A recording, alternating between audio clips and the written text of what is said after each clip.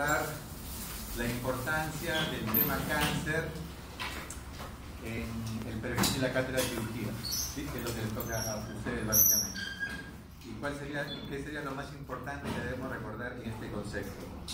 La primera pregunta es, deberíamos hacernos, ¿el tema cáncer es importante para el médico general? ¿Sí o no? ¿Y por qué? ¿Por qué consideran que el tema cáncer es importante para el médico general? Ustedes en un año o en 2 años van a estar ya prácticamente listos para su serum y van a ser médicos. Y la pregunta es, ¿por qué el tema cáncer me debe importar? Lamentablemente nuestra facultad no tiene una asignatura de oncología, como la tienen otras escuelas de medicina, ¿sí? ¿Por qué el tema cáncer creen que puede ser importante? A ver, opiniones. Prevalencia, ¿por qué más?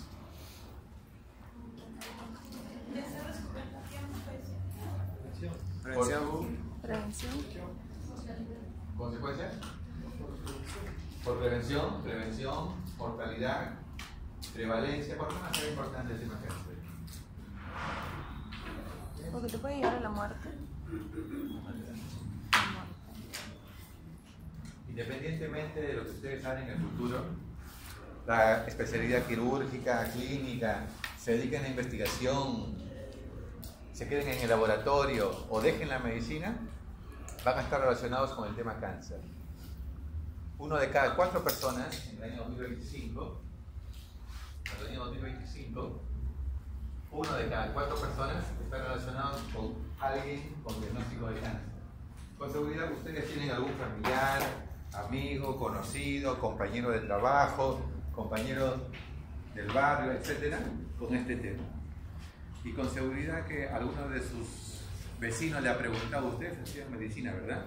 ¿Me pueden leer este informe de cáncer? ¿Qué significa? ¿Sí? El tema cáncer, independientemente de la que nos encontremos, es la segunda causa de muerte y mortalidad en el mundo. La segunda causa de morbilidad y mortalidad en el mundo es el tema cáncer. Y déjenme decirles que en nuestro país, en el año 2016-2017, el cáncer igualó y en un año superó a las enfermedades cardiovasculares. Y ustedes sí tienen asignaturas de la patología cardiovascular y lo estudian y lo ven todos los días. Pero el tema cáncer, lamentablemente, no le damos la importancia. En el Perú, el año pasado, 2018, según Globocan lo pueden buscar, es la agencia mundial que reporta las estadísticas de cáncer, ¿sí? Globocan, dice de que 62.000 peruanos se diagnosticaron de casos nuevos de cáncer solamente el año 2018. Y de estos, 31.000 peruanos murieron el año pasado solamente con el tema del cáncer. Ahora piensen, ¿qué patología es tan importante como esta? 62.000 pacientes cada año se enferman de cáncer. Hacemos ruido cuando hay 30, 40, 50 casos de Guillain-Barré, 80 casos, 100 casos de Guillain-Barré, que hacemos ruido, ¿sí? Ahora, ¿qué patologías son tan importantes que dan estas cifras? Incidencia. Si a los casos nuevos yo le sumo los anteriores, tengo la prevalencia, que es mucho mayor que esta todavía, ¿sí? Porque el paciente con cáncer del año 2015, 16, 17, algunos todavía tienen supervivencia y llegan acá.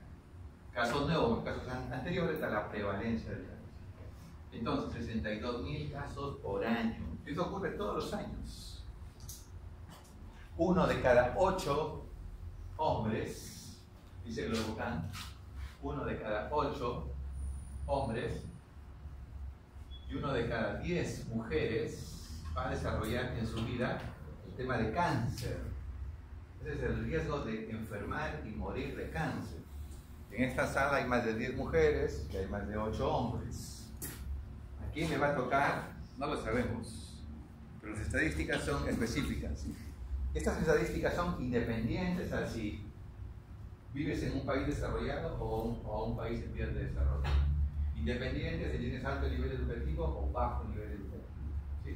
Si tienes ojos negros o ojos claros. 1 de cada 8 mujeres, y 1 de cada 8 hombres y 1 de cada 10 mujeres en el mundo va a desarrollar esta patología.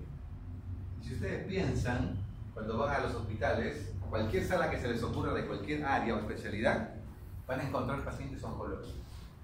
Piensen, por ejemplo, en la sala de neumología, van a encontrar pacientes con cáncer de pulmón. Piensen en urología, van a encontrar pacientes con cáncer de próstata, vejiga, ¿no es cierto?, riñón. Piensen, por ejemplo, en gastroenterología, van a encontrar pacientes con cáncer gástrico, cáncer de colon, cáncer de esófago. Piensen en neurología, etc. Piensen en lo que ustedes quieran y van a ver que están pacientes oncológicos presentes. Lamentablemente, la información en oncología, la formación en oncología en el pregrado en Latinoamérica es fragmentada, a veces discordante y muchas veces paradójica. Hoy, en el mundo desarrollado, 1 de cada 2 pacientes con cáncer es potencialmente curable. ¿Cómo es eso, doctor? ¿Cómo que 1 de cada 2? Si en Perú 7 de cada 10 pacientes llegan en etapas avanzadas y se mueren más del 50% según estas estadísticas. De estos 62 se murieron más del 50% solamente ese año. ¿Sí? 1 de cada 2 pacientes con cáncer es potencialmente curable si ocurren 2 o 3 circunstancias. Y ahí va lo importante de esta clase en el día de hoy. Para que esto sea cierto, 1 de cada 2 sea potencialmente curable, tienen que cumplirse 2 o 3 requisitos. ¿Sí? Número 1. Diagnóstico temprano. Más o menos como a las 5 de la mañana. Diagnóstico temprano. Lamentablemente, los pacientes llegan al neoplásico, a los hospitales centrales, en etapas avanzadas. Cuando ya no hay duda de que es cáncer, hasta el kiosquero de la esquina sabe que es cáncer. No se requiere la biopsia ni la tomografía probablemente ya. Diagnóstico temprano. ¿A quién creen que consulta el paciente con potencial diagnóstico de cáncer? ¿Al oncólogo? ¿A quién consulta? ¿A quién consulta? Al médico general, al que está ahí en atención primaria de la salud, al que está en la posta, al que está en la clínica pequeña, a ese consulta. Viene la mujer y le dice, doctor, vengo porque me toqué un nódulo en la mama. Y el médico general, que nunca llevó una asignatura de oncología, que no sabe palpar la mama, no sabe hacer la semiología de la mama, dice, no debe hacer nada. Le voy a indicar esta cremita, sueltos antiinflamatorios. 3, 6 meses después, la señora vuelve a consultar. Tengo el nódulo cada vez más grande y me salió otro en la axila. No, te voy a mandar a hacer un estudio. Y lo manda a hacer el estudio. 1 año y medio después, llega a hacer filas en los hospitales. Gente de la universidad me consulta hace 8 meses, ¿no? Mi esposa tiene un tumor en la mama, le han encontrado 1.5 centímetros, es salud, lleva 6 meses esperando para que le den turno para la cirugía. ¿Han escuchado esa realidad? Todos los días en los hospitales. Y si no tiene el contacto, sigue postergándose. Pasó 1 año y no le habían hecho la cirugía. Por suerte, este señor tenía la posibilidad de a su esposa llevarlo a un centro privado y lo operaron en un centro privado. Tumor de 1.5, 2 ganglios positivos, estadio temprano, probablemente solamente terapia hormonal. Pero no todas las mujeres tienen esa posibilidad. Van a estar esperando y esperando. Y cuando van a la consulta, ven a un médico primero, lo ve el residente probablemente, después lo ve el médico tratante, le pide estudios, va a hacerse los estudios, la máquina no funciona, el patólogo está de vacaciones, se perdió su historia clínica y pasan varios meses. ¿Será importante el tiempo desde que empezó los síntomas hasta el tratamiento para un paciente oncológico? ¿Creen que es importante? Por muchas razones. Hoy se habla de resistencia tumoral, progresión del cáncer, avance de estadio, de un estadio temprano que puede ser un estadio 1, puede terminar en un estadio 3. Invasión al ganglio, regional, etc. Entonces, fíjense, esta es la realidad. La primera cosa es el diagnóstico temprano. ¿Quién debe hacer el diagnóstico temprano en nuestro país y en Latinoamérica? No lo hacen los superespecialistas. Están tan tapados de pacientes con estadios avanzados que no tienen tiempo para otra cosa que ver estadios 3 y 4 todos los días. ¿Quién hace el diagnóstico temprano? Se espera que ustedes cuando salgan sepan, por lo menos, los 10 principales cánceres de su país. Por lo menos. Pero si viene un paciente de 60 años y tiene hemoptisis, ¿en qué piensan? Tuberculosis. Que no está mal. Pero no es solo tuberculosis. Probablemente pueda tener un cáncer de pulmón en un conjunto de signos y síntomas. Pero no pensamos así. No pensamos en cáncer. Lo hacemos como criterio de exclusión. Ya cuando no hay nada más, ya había un cáncer. Entonces fíjense qué importante. 1, diagnóstico temprano. ¿Quién hace el diagnóstico temprano? El médico de atención primaria de la salud. El médico que está en la trinchera. Ustedes cuando vayan a su serum van a ser los médicos. Y ahí tiene la gente de la comunidad, las escuelas, de los barrios, etc. Hacer diagnóstico temprano. Pero yo no puedo hacer diagnóstico temprano de algo que no conozco. Para hacer diagnóstico temprano, debo conocer la historia natural de la enfermedad.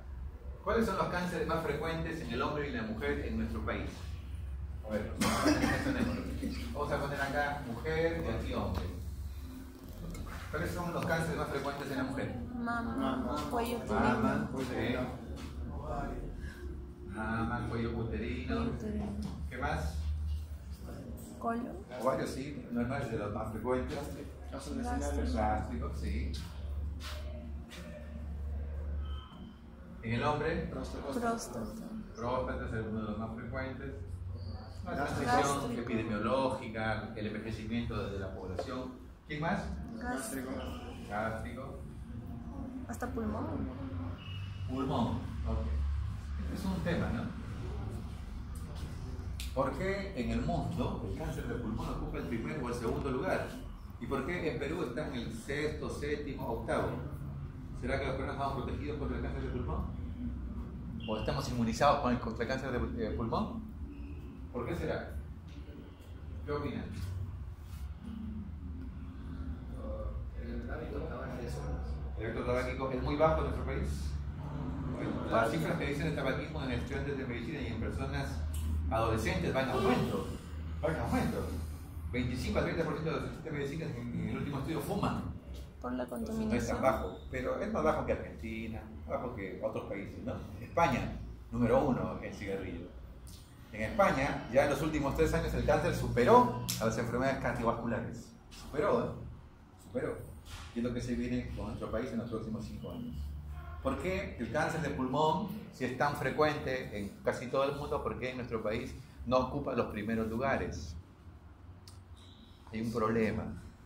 Hay un problema. El problema es que nosotros tenemos subregistros. ¿Saben lo que son los subregistros? Primero, los países de Latinoamérica tenemos bases no confiables, ¿no es cierto? Bases de registro no muy confiables. Cuando se hizo hace 2 años el centro de Londres, la unidad de inteligencia de Londres investigó el cáncer en Latinoamérica y concluyó que en Latinoamérica uno de los problemas fuertes es que no hay bases de datos confiables. Primera cosa importante. Y ustedes cuando quieran hacer investigación en los hospitales, lo primero que van a encontrarse que es historias incompletas, cuando la encuentran, a veces no están. En segundo lugar, no hay archivos confiables. Cuando quieren pedir, a ver, el boletín de lo que pasó el año pasado, no encuentran casi por ningún lado. Ojalá que lo encuentren, ¿no? Pero no es frecuente. Entonces, no tenemos datos confiables. Un paciente con cáncer de pulmón fuera de Lima, que es otro problema oncológico, todo el mundo se quiere quedar en Lima, en los grandes centros, como si eso fuera la solución del sistema de salud, cuando hoy el mundo está volviendo hacia la parte preventiva y atención primaria de la salud. Por eso es que ahora el BID acaba de aprobar varios millones de dólares para nuestro país, para que se trabaje en lo que se llama redes integrales de salud. ¿Sí me han escuchado? Sí, redes integrales de salud. Bueno, volviendo a este punto. Diagnóstico temprano. Diagnóstico temprano. ¿Cuál es la otra característica para poder decir que el paciente es potencialmente curable? Lo que se llama el trabajo en equipo y enfoque multidisciplinario. Enfoque multidisciplinario. Antes, un paciente con cáncer lo veía un solo médico, el médico le hacía la biopsia, lo operaba, le daba el tratamiento posterior y manejaba todo. Hoy no se concibe el manejo de pacientes oncológicos si no hay el oncólogo médico o clínico, el oncólogo radiante, o el que hace radioterapia, el que hace cirugía oncológica, por supuesto, toda la parte de psicoterapia, que es muy importante, ¿sí? Toda la parte de nutrición, la parte de medicina interna, entre otras cosas. O sea, un manejo multidisciplinario. Y la tercera cuestión, que es difícil también en nuestro país, es disponibilidad de tratamientos oncológicos. Hay dos especialidades que son costosas por lo que significan los tratamientos para estos pacientes. Una es oncología, paciente oncológico, procedimientos quirúrgicos, procedimientos con medicamentos, radioterapia, etc., requiere tecnologías costosas y los costos son elevados para el tratamiento. El paciente nefrópata o con enfermedad renal crónica, ¿sí?, que va a estar sujeto a hemodiálisis, es costoso, un costo muy elevado para el sistema, sale mucho dinero. Entonces, disponer de tratamientos oncológicos actualizados no es una cosa fácil. Hoy la oncología ya no solamente hace cirugía oncológica, ya no solamente hace radioterapia, ya no solamente hace quimio, sino que hay terapias biológicas, terapias blanco, inmuno-oncología, antiangiogénicos, o sea que hay una gran cantidad de terapias modernas, muy modernas, pero son costosas, ¿sí? Y en general los presupuestos de los hospitales y del Ministerio de Salud no compran esos medicamentos. Entonces, una mujer con cáncer de mama, HER2 positivo, por decirles algo, este HER2 positivo es un marcador que se hace con inmunohistoquímica, es de la familia del factor de crecimiento epidérmico 2, HER2. Las mujeres que son HER2 positivos viven la mitad de las que son HER2 negativos, excepto si reciben la terapia con un anticuerpo monoclonal que bloquea el HER2, que se llama Herceptin, terapia biológica, anticuerpo monoclonal. ¿Cuánto cuesta eso? 1.500 a 2.000 dólares por mes el tratamiento.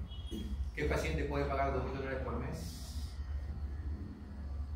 Y el director del hospital dice, ¿qué hago? ¿Compro 5.000 vacunas o trato 3 pacientes con cáncer de mama? Qué difícil, ¿no? Qué complicado. Compro 5.000 vacunas para los niños, para vacunarles, sale tanto, o trato 3 pacientes con cáncer de mama, que también sale todo eso.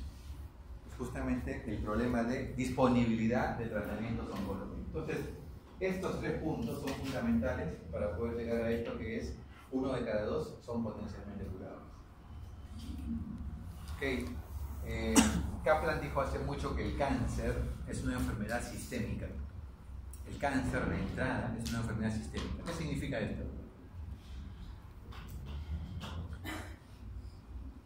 ¿Qué significará? El cáncer es una enfermedad sistémica. Que puede afectar cualquier parte del cuerpo.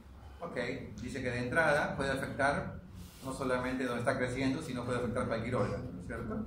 La enfermedad sistémica no está localizada a un órgano, a un tejido, a un aparato. Eso significa que es una enfermedad sistémica. Entonces, él dice, el cáncer, aunque sea pequeño, cánceres pequeños pueden haber ya provocado diseminación, metástasis, enfermedad a distancia. Es por eso que la pregunta es, ¿cuáles son los roles de la cirugía en el paciente oncológico? ¿Cuáles son las funciones que podemos recordar o mencionar? ¿Cuáles son algunas de las funciones de la cirugía en un paciente con cáncer? Número 1. ¿Servirá para el diagnóstico? ¿La cirugía? ¿Servirá para el diagnóstico? Sí, ok. Sí. Uno de los procedimientos que se suele hacer son lo que se llaman las biopsias, ¿cierto? Las biopsias. ¿Qué es una biopsia? Es tomar una muestra de tejido del tumor para examinarlo. Primero, con la finalidad de confirmar que sea cáncer. Segundo, para ver su tipo histológico que presenta. Tercero, para ver grado histológico, que es un factor pronóstico. Y después para hacer una cantidad de estudios hoy de inmunohistoquímica que se usan, ¿sí? Que son ya marcadores moleculares del cáncer, que también deben conocer. O sea que, y la cirugía puede hacer biopsia, puede tomar una muestra. Si la lesión es pequeña y está accesible, la biopsia puede ser una biopsia con exéresis automáticamente. Se puede sacar toda la lesión y enviar para su análisis. Una biopsia incisional. O puede ser una muestra de la lesión, será una biopsia escisional, ¿sí? Una biopsia escisional. Ok, no solamente se hacen la biopsia de ganglios superficiales, lesiones en la piel, tumoraciones accesibles, sino que también se pueden hacer en las cavidades torácicas y abdominal en profundidad. Y en ese caso se puede hacer guiado por diagnóstico por imágenes. ¿Okay? Las biopsias se pueden hacer por ecografía, guiado por ecografía. Hoy hay una nueva especialidad que se denomina radiología intervencionista, que es la que hace justamente la biopsia, ¿sí? El radiólogo intervencionista. ¿Okay? Entonces, guiado por ecografía o por tomografía, podemos llegar al tumor, profundo, mediastino, pulmón, retroperitoneo, etc., hígado, y podemos tomar una muestra percutánea o transparietal. ¿Okay? Las cavidades o las vísceras huecas también son pasibles de biopsiarse. ¿Sí? Tubo digestivo, a través de las endoscopías, alta o baja, podemos acceder tranquilamente no solamente a visualizar el tumor, sino también a tomar una muestra de ese tumor. ¿Okay? Y por supuesto también cada vez se usa más la toracoscopía y la laparoscopía como métodos diagnósticos en ambas cavidades. ¿Okay?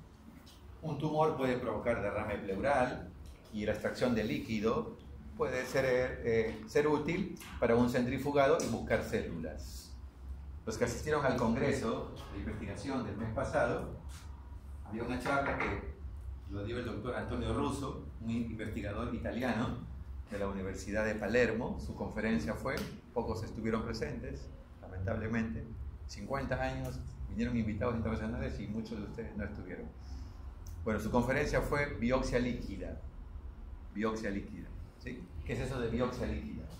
Hoy sabemos que el tumor tiene la capacidad no solamente de infiltrar locorregionalmente, sino que algunas células tumorales especialmente pueden migrar al torrente circulatorio, llegar a la sangre y entonces a producir sustancias, viajar en el sistema circulatorio y luego después dar siembras a distancia, ¿no? La metástasis. Hoy se usa la biopsia líquida, muestras sanguíneas de un paciente, como algo muy práctico, muy interesante, donde se está evaluando presencia de células circulantes tumorales, por ejemplo, ¿sí?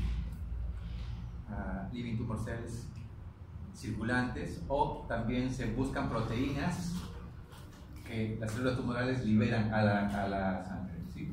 Antes llamados marcadores tumorales, que son completamente inespecíficos, pero hoy se usan proteínas mucho más específicas que pueden identificar varios tipos de tumores. Entonces, hoy con una muestra de sangre se puede tranquilamente tener un perfil del paciente oncológico si se cuenta con laboratorios adecuados que interpreten, por supuesto, este tipo de biopsia líquida. En algunos casos, lesiones cerebrales también son pasibles de biopsias, ¿sí? Ya sea incisional o excisional, y que tranquilamente pueden darnos la presencia de un tumor a nivel cerebral. Pero la cirugía no solamente tiene la función de tomar muestras, es decir, contribuir al diagnóstico. ¿Qué más puede hacer la cirugía en un paciente oncológico? ¿Qué más se les ocurre? Además de biopsias. Tratamiento, bien, el enfoque terapéutico. El enfoque terapéutico, hay que decirlo, es número 1, con intento curativo. Ya lo subrayo, intento curativo, porque solamente el 40% de los pacientes operados quedan sin recidiva a los 6, a los 12, a los 18 meses. El 40%. O sea que es mentira salir de quirófano, hablar con la familia y decirle, ¿sabe qué? Se sacó todo el tumor, está curado. No, el cirujano solo ve lo macroscópico y el cáncer es una enfermedad microscópica.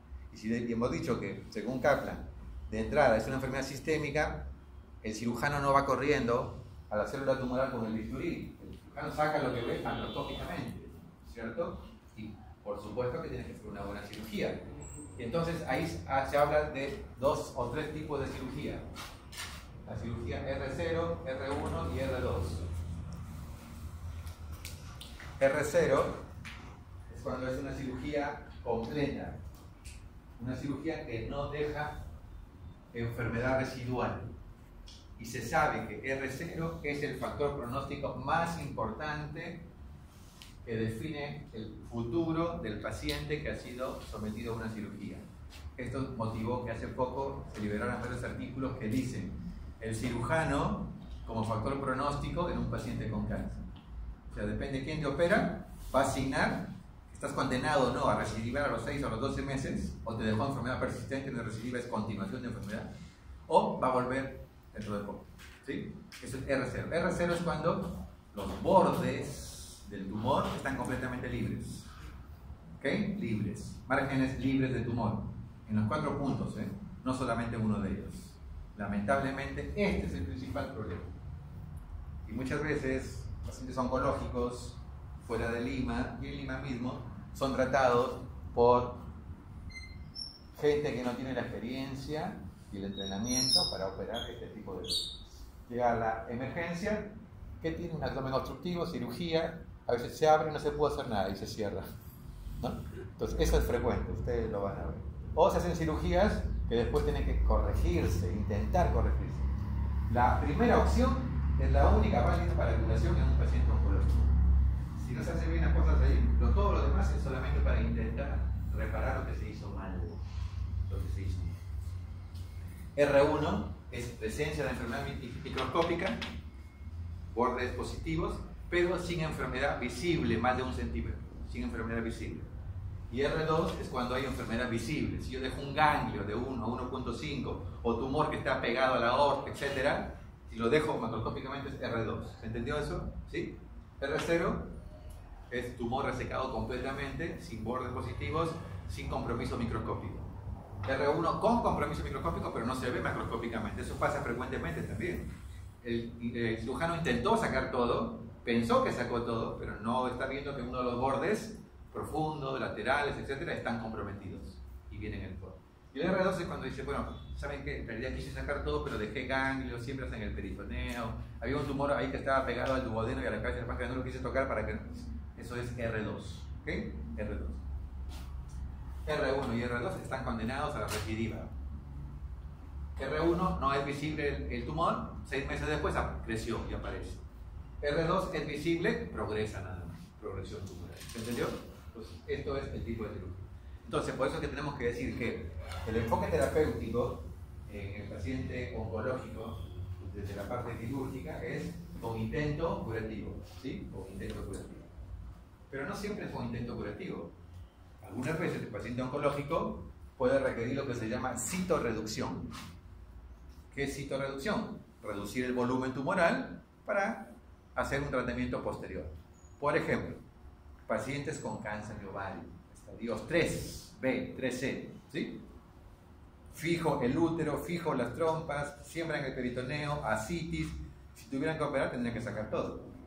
¿Qué se hace en ese caso? Una citorreducción, por ejemplo. Se saca todo lo que se puede, de un volumen así se reduce, se le da quimio, 3 a 4 ciclos y se vuelve a hacer una segunda cirugía, un second look, una segunda cirugía. Entonces, algunas veces ya sabemos que no vamos a querer con intento curativo, vamos con intento de citorreducción, ¿sí? Bajar el volumen tumoral.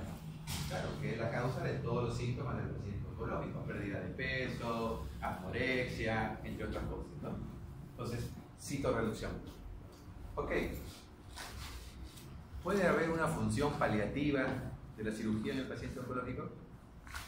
¿Habrán casos de cirugía paliativa? ¿Sí? ¿Cuál, por ejemplo? ¿Cuál se les ocurre? Un paciente con un cáncer de colon obstruido, ¿se puede hacer una cirugía paliativa? Sí, ¿no es cierto? Se puede hacer una cirugía paliativa, una derivación, ¿no es cierto? Entonces, cirugías paliativas. Igual, un paciente con un cáncer de páncreas o de hígado que está con una colestasis importantísima y está con bilirrubina de 20, 18, ¿qué se hace? Una cirugía paliativa, ¿no es cierto? Un ester, un catéter, una derivación, etc. ¿Ok? Entonces, cirugías paliativas. Hay cirugías que tienen que ver con emergencias también. Por ejemplo, llega a la guardia un paciente con convulsiones. Eso pasa, ¿no? Paciente con convulsiones. Le dan medicamentos para calmar las convulsiones, tomografía del cerebro, ¿y qué aparece? Lesiones cerebrales. ¿Okay? Cambios de la conducta, si es frontal, aparecen cambios conductuales de la personalidad, zonas motoras aparecen con convulsiones. Entonces, en ese caso también puede haber cirugías. Si la lesión es única, se puede intentar hacer lo que se llama hoy la metastasectomía. Esto es una cosa que ha cambiado de paradigma. Miren, antes decir estadio 4 era inoperable, ¿no? Inoperable. Hoy Se habla de estadios 4 con supervivencia de 2, 4, 5 o más años. Entonces, por ejemplo, solamente por mencionar algunos, cáncer de colon, hay otros más, varios, que se aplican lo que se llama metastasectomía. Un paciente con cáncer de colon, un DIU C1, C2, por ejemplo, ¿sí? Que se operó, su tratamiento estuvo en control y de pronto aparece una sola lesión, lóbulo hepático derecho, una lesión única de 2-3 centímetros. Si yo saco esa lesión después de haber revisado todo el paciente, haber visto, hacer un chequeo completo, ¿sí? Puedo hacer la metastasectomía. Incluso si tiene 2 o 3 lesiones, puedo hacerlo secuencialmente, primero una y después las otras. Se ha visto que eso impacta en la supervivencia del paciente. Mejora la sobrevida global, la sobrevida libre de enfermedad. Ok, entonces, eso es una de las cosas que se ve en este tipo de procedimientos.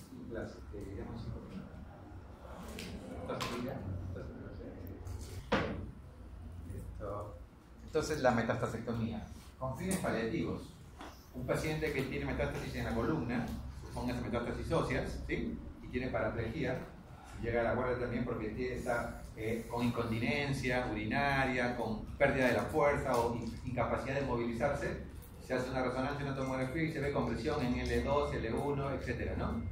Una cirugía en ese caso paliativa, porque no va a ser curativa, ya es estadio 4, para estabilizar la columna, por ejemplo. ¿Okay? Esos son algunos de los cirugías. ¿Puede haber cirugía preventiva? ¿Sí? Por ejemplo, cáncer de mama, ¿algún otro? Próstata, bueno, ¿algún otro? Cuello uterino. Cuando hay descenso incompleto del testículo, por ejemplo, ¿sí? ¿Sí? Hay que hacer una cirugía para sacarlo fuera de la cavidad abdominal, porque si no, se puede malignizar. O, por ejemplo, las poliposis familiares. ¿Has escuchado las poliposis familiares? ¿No es cierto? Tienen el riesgo elevadísimo de desarrollar un cáncer. Tienen 1000 pólipos y de ellos 50 pueden malignizarse. Enfermedad de Crohn, colitis ulcerosa, poliposis familiar, síndrome de Lynch 1, síndrome de Lynch 2, etc. ¿No es cierto? En esos casos la cirugía puede actuar como profiláctica. Profilácticamente se hacen hemicolectomías, etc. O sea que también tiene una finalidad preventiva o profiláctica. ¿Okay? Entonces, esos son algunos de los roles que ustedes van a encontrar ahora que están cursando cirugía en el paciente con cáncer. Y por supuesto la función del cirujano también tiene que ver con docencia, tiene que ver con investigación a nivel mundial, ¿sí? Cada vez más se investiga el tema de cáncer. El estudio que se hizo el año pasado, de los últimos 10 años de ensayos clínicos en el Perú, demostró que la especialidad con mayor número de ensayos clínicos registrados en nuestro país, con un 25 o 27%, es oncología. O sea que de todas las especialidades, la que más investiga es oncología, ¿sí? Con mayor número de protocolos registrados del 2011 al 2017 en nuestro país, más o menos. Así que bueno, esa también es otra de las posibilidades de trabajo dentro de la parte médica. Ustedes también deben saber que aquí está el tema de educación y de prevención en esta parte, como bien lo mencionaron. Claro, primero que no podemos diagnosticar de manera temprana lo que no conocemos, y si no lo conocemos tampoco podemos prevenirlo. Pero la mejor solución a las enfermedades crónicas de hoy en día es trabajar con prevención. Tenemos que invertir más en prevención. Lamentablemente poco se da de manera práctica en las escuelas de medicina del tema de prevención. Poco se da. Hace 2 semanas se acaba de crear, a propuesta mía, la primera cátedra en la Universidad Ricardo Palma de Medicina del Estilo de Vida. Se aprobó ya por el Consejo de Universidad. Y a partir del año que viene estaremos trabajando con pre y posgrado en esta nueva especialidad que es Medicina del Estilo de Vida, que es toda la parte de prevención y salud pública. Entonces, por fin tendremos una primera cátedra, va a ser la primera en el país con este nombre, Cátedra de Medicina del Estilo de Vida. Estén interesados, por supuesto, pueden participar, colaborar, propuestas, trabajos, cursos. Vamos a lanzar en marzo el primer curso de especialización internacional de Medicina del Estilo de Vida. Duración 2 semestres. Entonces, van a salir con prácticamente un reconocimiento universitario. No solamente la URP, están participando dos universidades de México, una de Brasil, una de Argentina, una de Colombia. Es una red de universidades que vamos a estar trabajando en este tema. Finalmente, les recomiendo que lean los capítulos de oncología. Independientemente que les guste o que no les guste, La única forma de cambiar la realidad de nuestro país es que las futuras generaciones médicas tengan una actitud diferente. Los médicos que están en los hospitales llevan más de 10 años de graduados. Imagínense si recibieron información de cáncer hace 15 o 20 años atrás, ¿y qué información recibieron? Cuando ven a un paciente con cáncer, la actitud es llévenlo a la casa para que se muera tranquilo. Esa es la actitud. ¿Por qué? Porque no recibieron nada de formación de esto, nada. Esto de los últimos 10 años, lo que ha cambiado el enfoque de oncología. Los últimos 10 años. No estoy criticando a los colegas, estoy diciendo que nos falta más información en estos temas que hoy prácticamente son muy diferentes. Ok, en relación a esto y el examen hay 3 o 4 preguntas puntuales que ya les he comentado durante la clase que van a venir a los que les interesa el examen, ¿no? No debería interesarnos tanto el examen, debería interesarnos más las competencias que debemos adquirir. Pero durante la presentación he desarrollado los 4 o 5 puntos que les va a venir en el examen en relación a esta parte de oncología dentro de la parte de salud. Preguntas.